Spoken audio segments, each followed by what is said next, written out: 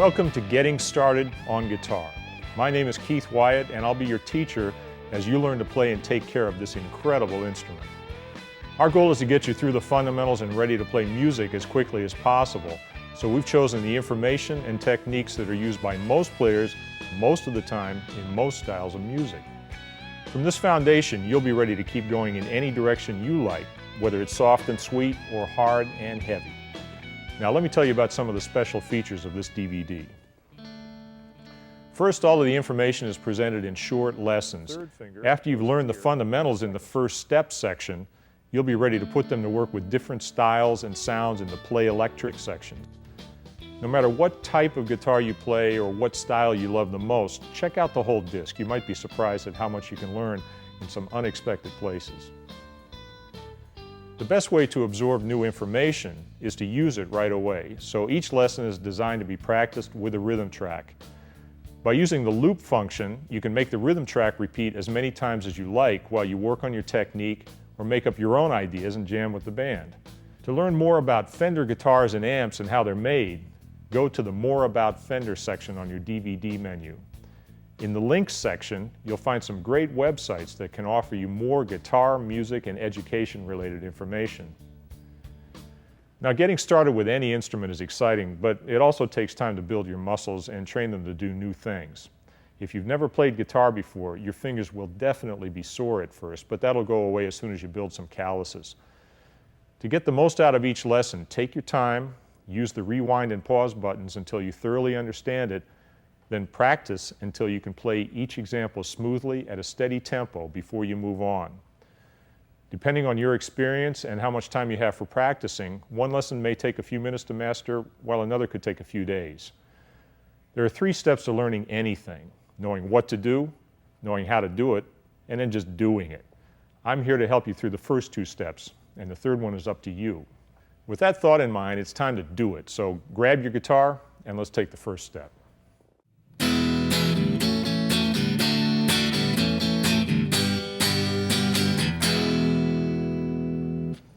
Love those open chords. They have that big ringing sound that really brings out the personality of the guitar. But you're also limited to just a few keys, and so we need to learn some movable chord shapes. With these shapes, you can quickly learn to play in any key. So in the next few lessons, we'll learn the most common and useful movable chord shapes. Now, power chords are at the heart of countless rock songs, and some of the most popular tunes of the past few decades have been written with the movable shapes that you're just about to learn. We'll start with the open position E power chord. First, play the chord with the normal fingering, and then replace those fingers with your 3rd and 4th fingers, like this. That leaves these fingers up dangling in the air. Now, to make this into a movable chord, you're going to take those 2 fingers, move them up the neck 1 fret, and then put your 1st finger down on the 6th string. Right? Now we're playing E and F. Now the trick on that one is to arch your fingers, get them up out of the way so that they come down squarely on each note. Don't let the fingers bend backwards, which is going to be a common tendency at first. You have to keep them arched so that they go forward onto the string. The chord contains only the bottom 3 strings, but if you let your fingers naturally lay across the upper strings, in other words, let this finger just kind of brush against the top strings and mute them, you can pick more freely without hitting any bad notes. Now this is the same shape that you were playing in open position, but now the 1st finger has taken place of the open string, so it kind of becomes a movable nut in a way. The lowest note of this chord is the root, so you're now playing in F, and if you move your hand up 2 frets, you're playing in G. If you move it up again, you're playing in A, and so on. To play in any key, you just need to know the names of the notes on the 6th string. Now, if you don't know those already, check out the reference section of this program for a full explanation of how to find note names all over the neck. The same fingering is used to play power chords with roots on the 5th string. These chords don't include the 6th string, but when you finger the chord, if you let the side of the 1st finger naturally mute the 6th string, you can pick without worrying about hitting a bad note. Check it out. I'm going to play the A power chord. Remember, we played it like that at first. Substitute the the same two fingers, move up a fret, use the first finger on the 5th string, and notice the tip of my first finger is actually bumping up against the 6th string.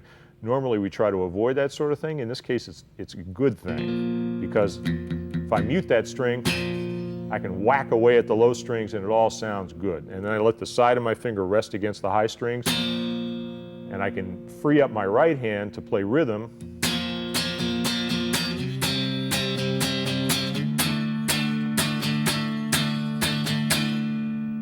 Now you can combine the power chord shapes with the roots on the 6th string and the 5th string, just moving them back and forth.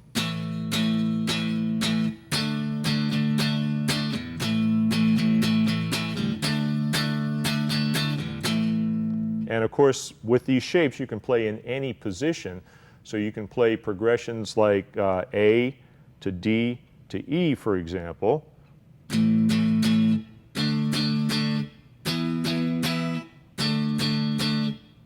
All within 2 frets, as opposed to using one shape off the 6th string, for example, where you'd go A all the way up to D, and then have to go all the way up to E. So being able to combine the 6th string root and the 5th string root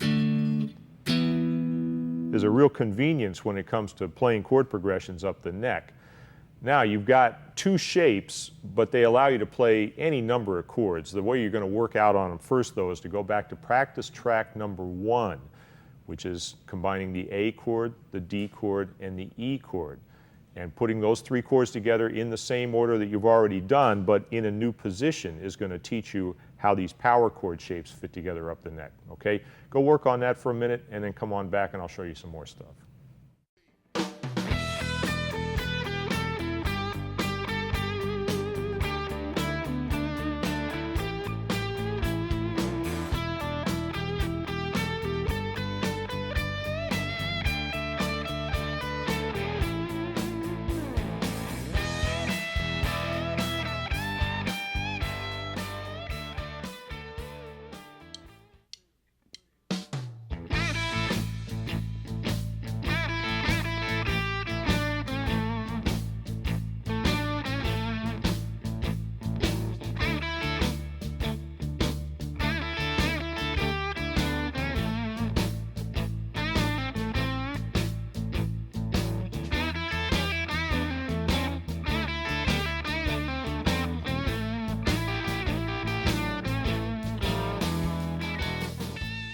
Now the first rhythm that I played is called the boogie, or more specifically, the cut boogie. And it goes like this.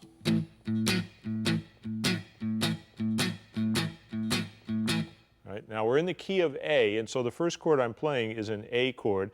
And actually, funny enough, you wouldn't think of this as a blues chord, but it is a power chord. And I'm playing the 6th string at the 5th fret with my index finger, and then these 2 strings with my 3rd finger barred. And the reason I'm using a bar instead of separate fingers is because I want to be able to add this note on the 5th string up 2 frets. Kind of a stretch, but you can get it. Now the first phrase and several of the phrases that follow that are built around one lick, which is this. Now that's a pretty simple little phrase, but it, gets to you. The idea of this one is that you're going to bend the 3rd string. Now you have 2 choices when you bend the 3rd string. You can push it up toward the ceiling, or you can pull it toward the floor. All by itself it sounds the same, but when you combine it with other notes, sometimes it makes a difference. And in this case, I bend it toward the floor and give it kind of a yank, a little rubber band effect, and then play the top 2 strings, and I roll my finger across those strings for that legato effect. And do it fast. And it kind of makes it pop a little bit. So that's the basic idea that's going to be underneath the whole first solo. No matter what style of music or type of guitar you play, there are certain techniques used by nearly everyone that make simple scale patterns sound much more musical.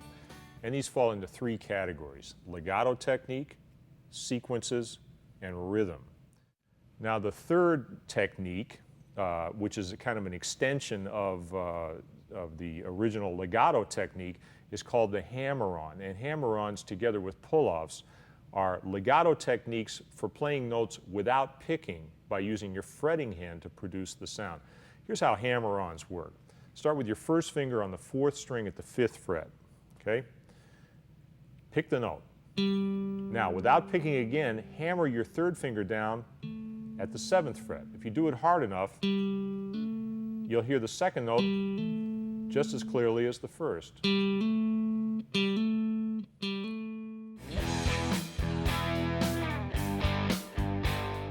It's much easier to understand what you're playing on the guitar if you know something about the language of music. These musical names and symbols are a sort of verbal shorthand that will allow you to learn much more quickly and effectively.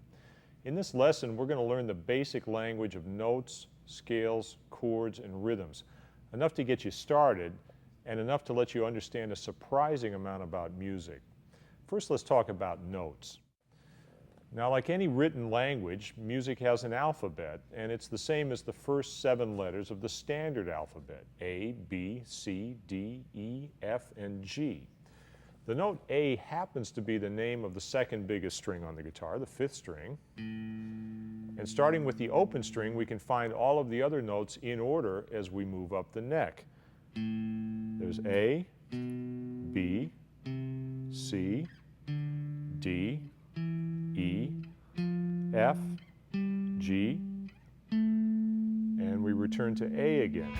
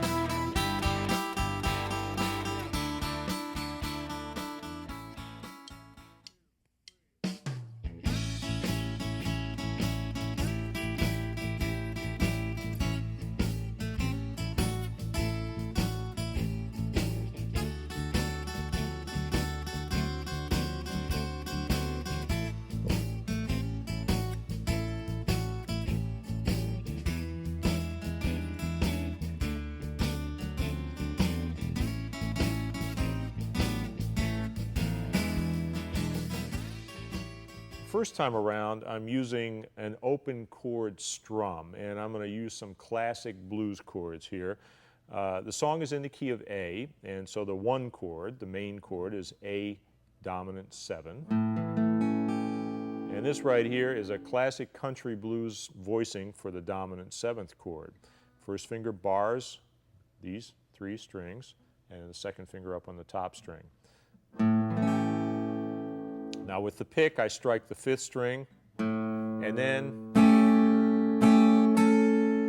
just basically strumming. This is mainly a real loose right hand. This is where the feel comes from, so you want your strumming hand to be as free as possible, totally relaxed. A good way to thicken up the sound of the acoustic guitar is to play 2 notes at a time, and they're called technically double stops. You're stopping 2 strings at the same time. The first lick in this solo uses double stops. I'll play it for you.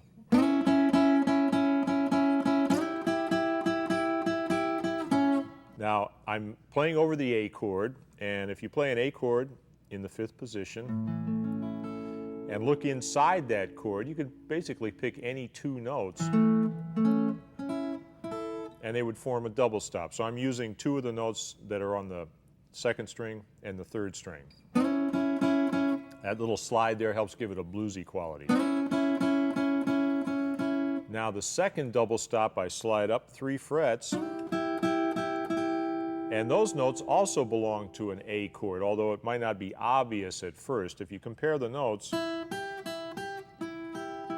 and see how they're laid out on the 2nd and 3rd string, sure enough, they both belong to the A chord. So this is part of an A chord, and this is part of an A chord.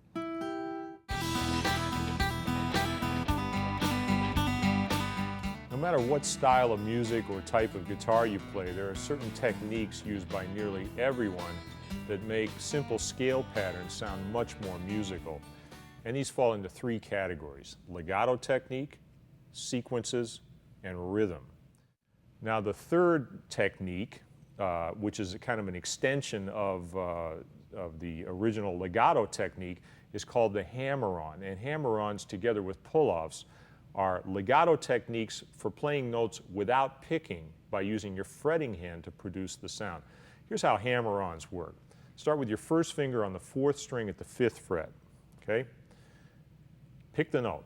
Now, without picking again, hammer your 3rd finger down at the 7th fret. If you do it hard enough, you'll hear the 2nd note just as clearly as the 1st.